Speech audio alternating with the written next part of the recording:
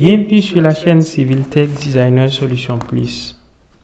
Pour les nouveaux, nous sommes sur la chaîne dédiée aux apprentissages des différents logiciels de conception, d'architecture, de structure, ce qui est rapport avec le BTP.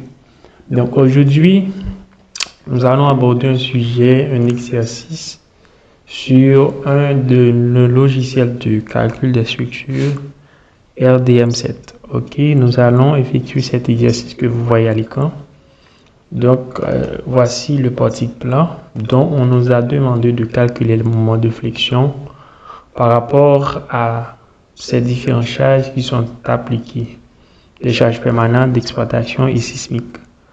On déduit aussi les efforts tranchants et les efforts normaux et le déplacement des nœuds. Voici les matériaux utilisés pour dans cette structure, les poutres, poteaux, et la classe du béton, la classe d'acier, le module de l'acidité, la masse volumique, le coefficient de Poisson et coefficient de dilatation, etc.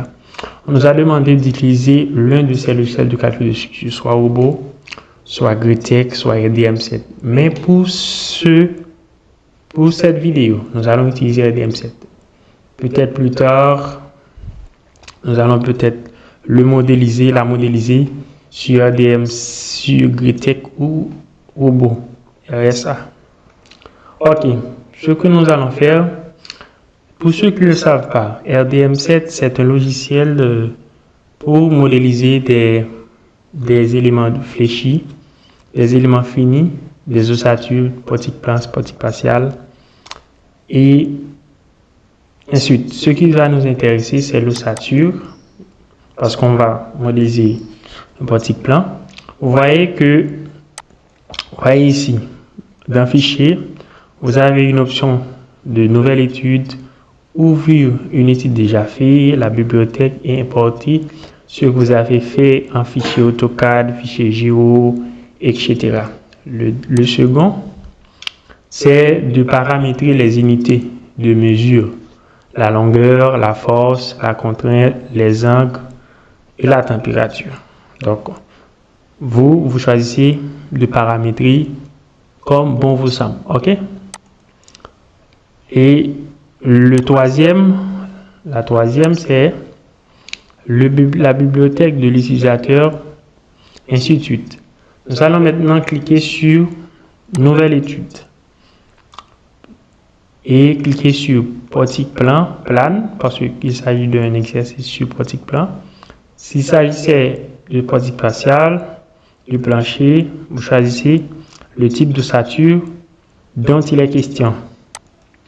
Ok, la troisième des choses à faire, c'est de tracer les lignes d'axe. Les lignes d'axe, c'est par rapport avec les différents nœuds, les cotations. Vous allez vous rendre dans votre exercice. Le PDF sera disponible en lien dans la description de cette vidéo. Je mettrai le lien pour télécharger. Car je vais faire le premier exercice, le second sera à vous. Ok? Donc, vous prenez la cotation. Donc, pour celui qui des Y, ce sont les poteaux. Les poteaux, l'axe des X, ce sont les poutres, etc. Ok? Donc, comme je connaissais déjà la cotation, on place directement bien rapide. Le premier nœud, l'axe X0, 0, l'axe Y, 0. OK. 340. Le troisième nœud, 6.80. Le quatrième nœud, c'est à 5 mètres X et 0 pour Y.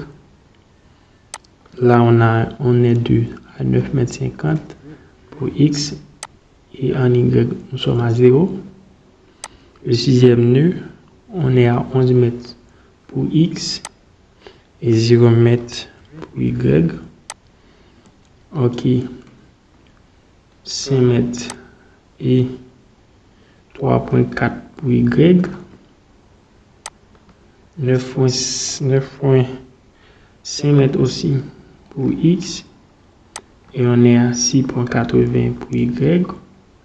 Le 9e nœud, on est à 9,50 m pour X. Et 3,40 pour l'axe des Y. Et le dernier nœud, on est à 11 mètres pour X et 3,40 pour Y. Donc, vous allez devoir vérifier si vous avez entré les bonnes données. Vous regardez bien. OK? 5Y, 5X, 3,40Y, etc., etc. C'est à vous de bien regarder les différentes cotations parce qu'on a dit que les longueurs des poutres ainsi que les hauteurs des poteaux sont prises d'axe en axe. OK. Vous avez fini de mettre vous allez créer tous les points des nœuds qu'on va tracer, nos poutres et nos poteaux afin. OK, vous cliquez sur OK. OK, vous allez voir que là, c'est là qu'on va placer tous nos différents barres entre nœuds. Donc, vous voyez? Donc, automatiquement, vous voyez qu'une nouvelle fenêtre s'affiche. Là, vous allez choisir la poutre définie par 2 nœuds. Cliquez dessus. OK, c'est comme ça. C'est aussi simple que ça. C'est pas compliqué. On a commis une erreur. Déduire une poutre. OK. OK. On revient ici. On continue. La modélisation, c'est comme ça, on modélise notre petit plan avec RDM7. Ici, on est en porte-à-faux. Donc, OK, on vient de placer tous nos différents barres entre les nœuds. Vous allez revenir dans le PDF pour être sûr que vous avez bien fait. Vous allez voir, etc. OK. Une fois modélisé votre structure, nous allons maintenant appliquer les différents matériaux qu'on nous a donnés ici. La caractéristique du béton, l'acier, son module d'élasticité, sa masse volumique,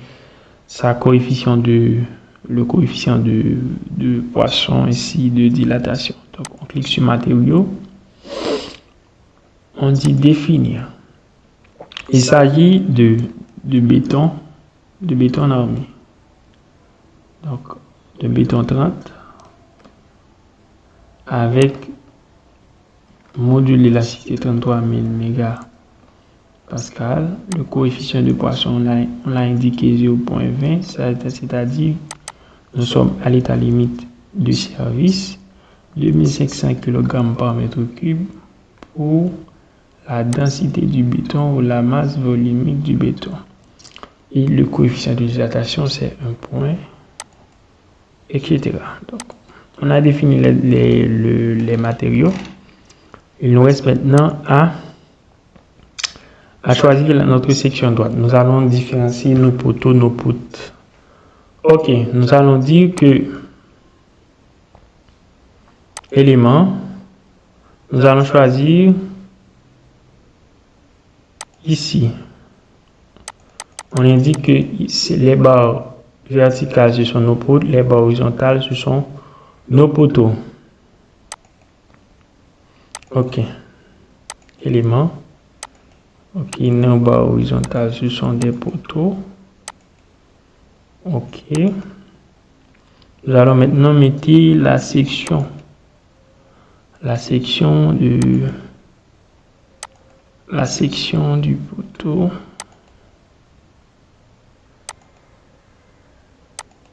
OK, il s'agit d'un poteau rectangulaire de section 35 par 45, je crois. OK.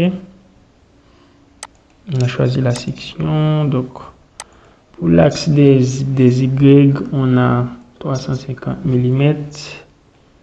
L'axe des Z, qui est la largeur, on a 450 mm. OK. Donc, vous voyez que nos poteaux ont eu leur section. Nous allons cliquer maintenant sur nos poutres.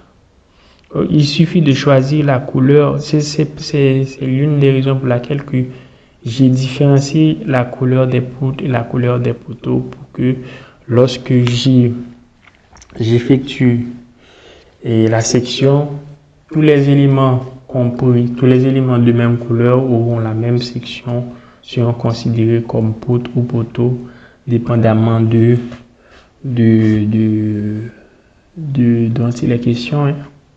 On paramètre, on clique sur nos poutres. Nos poutres aussi sont de section rectangulaire. Nous allons cliquer ici. Je crois que notre poutre est de 30 par 50. Donc pour l'axe des X, il s'agit de la hauteur. Et Z, il s'agit de la largeur. Donc on va mettre 500 mm pour l'axe des Y et 300 mm. Ce qui fait une poutre de 30 par 50 cm d'épaisseur. OK, une fois fait ceci, nous allons quitter ici. Donc, qu'est-ce qu'il nous reste à faire maintenant? Nous avons mis nos poteaux, nos poutres, nos sections des éléments. Ce qu'il reste à faire, c'est d'appliquer la liaison. C'est-à-dire, OK. Dans l'exercice, il s'agit d'un encastrement pour nos poteaux. OK. On va choisir liaison encastrement. Nous allons cliquer sur désigner un nœud, etc. Ici. OK. Nous avons désigné nos liaisons, placé nos poutres et nos poteaux. Qu'est-ce qu'il reste à faire? Nous allons appliquer les charges. OK. On va bien regarder l'exercice. Dans la première barre, dans le plancher terrasse, il s'agit d'une force verticale. Force F1, c'est sismique. Et G1, une charge permanente qui est appliquée sur la barre. On voit une charge ponctuelle appliquée sur le nœud du plancher terrasse. Et une charge répartie et sur la barre du plancher terrasse. G, donc. OK.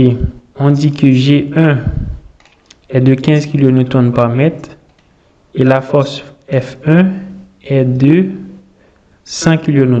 Donc, nous allons faire ça tout de suite. OK. Voici la barre terrasse du plancher terrasse. OK. Nous allons appliquer nos charges. OK. Nous allons appliquer nos charges réparties d'abord. OK, la charge est de façon perpendiculaire à la barre. Donc, on choisit FY. Donc, puisque c'est la charge tend vers le bas, donc on met le signe moins. On avait dit qu'il s'agit de 15 kN comme force appliquée, 15 kN par mètre comme force appliquée sur la barre de plancher terrasse. Donc, OK, pour le nœud qui est parallèle, il s'agissait d'une force de 100 kN. Donc, nous allons appliquer cette charge. Puisque cette charge s'applique dans les nœuds, nous allons choisir, dans le cas des charges, nous allons choisir force nodale. OK. La force est parallèle à la barre. Donc, on va mettre composante Fx. Donc, puisque le sens de la charge est positif, donc on va tout simplement mettre 100 kN. OK. Et désigner le nœud. Donc la charge est appliquée sur le nœud du plancher terrasse. OK. Qu'est-ce qu'il reste à faire maintenant? Nous retournons Quand maintenant nous sommes au rez-de-chaussée. Nous avons F2 dans le nœud et une charge repartie G2. On a trois forces appliquées sur nos différents barres du plancher RDC. Donc, on va prendre F2 qui est 75 kN. Ok, 75 kN.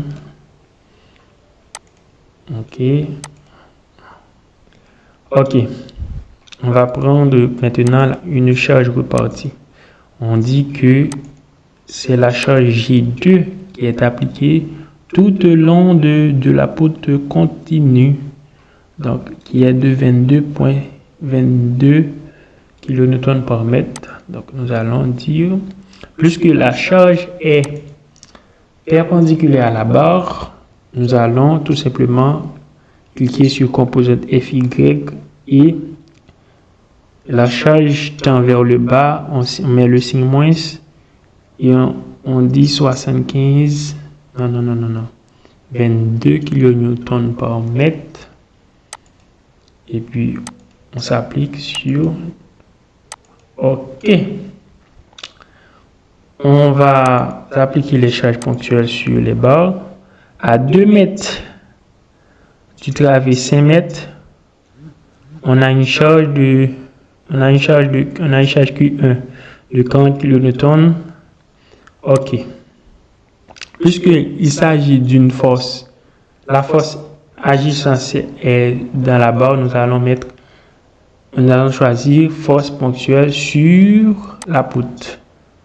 OK, nous sélectionnons la poutre en question et nous allons désigner à quelle distance que cette charge est appliquée dans la barre. On avait vu à 2 mètres. Donc, on clique sur 2 mètres.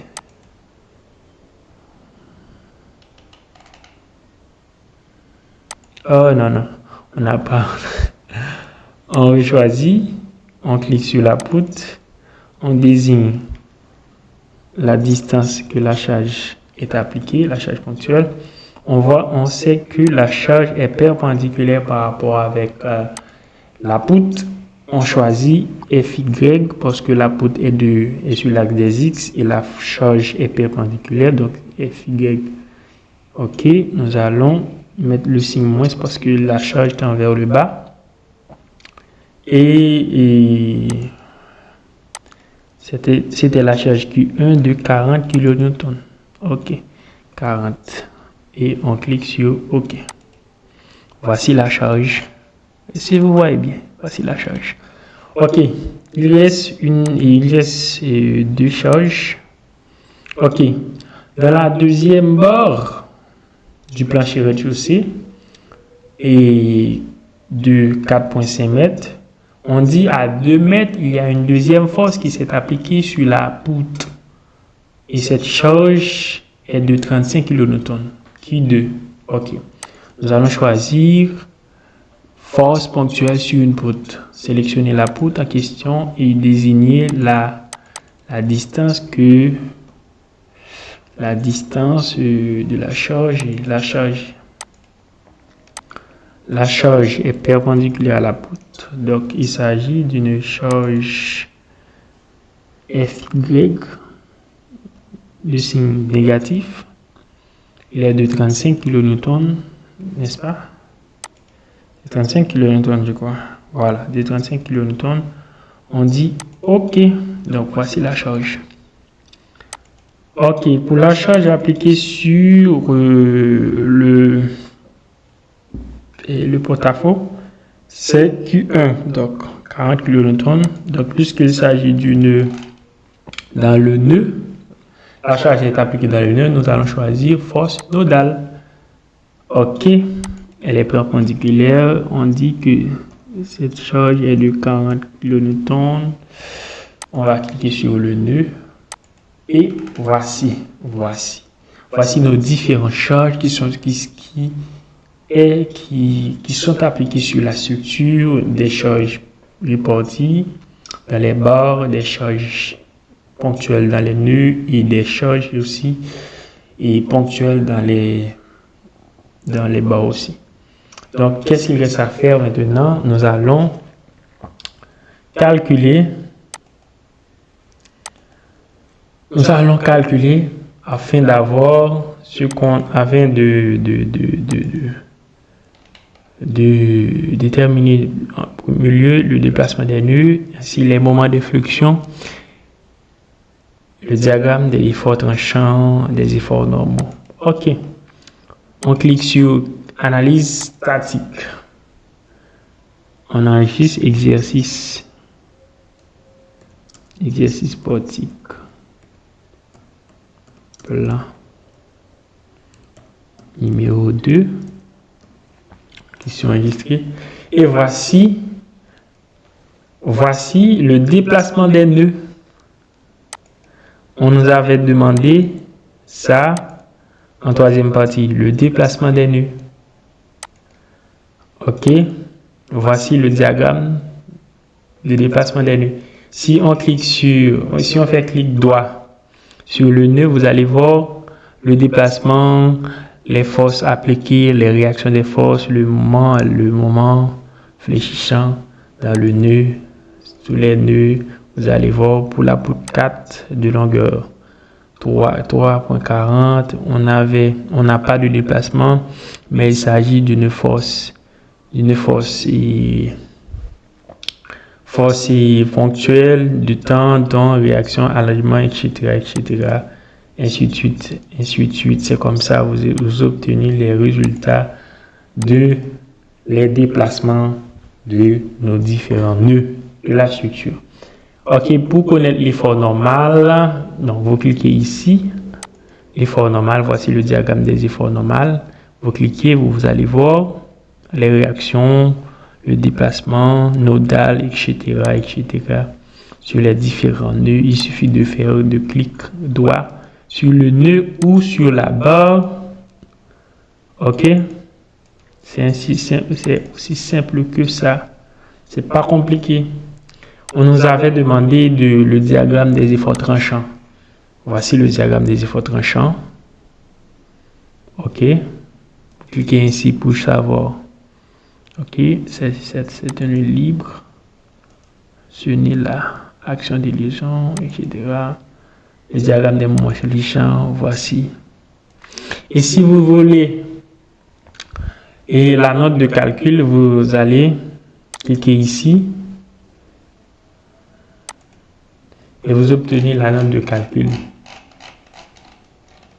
Toutes les forces que vous avez appliquées dans les nœuds, dans la barre, et les résultats des efforts tranchants, le déplacement maximal, minimal, l'effort tranchant max, l'effort tranchant min, vous obtenez ça. Et si vous voulez aussi faire une mise en page, nous allons laisser ça pour une nouvelle vidéo. Donc, déjà, nous avons atteint l'objectif qui c'était de modéliser le portique plan ainsi que de calculer tous les éléments de flexion, les charges et le diagramme des moments, le diagramme des efforts tranchants, ainsi de suite.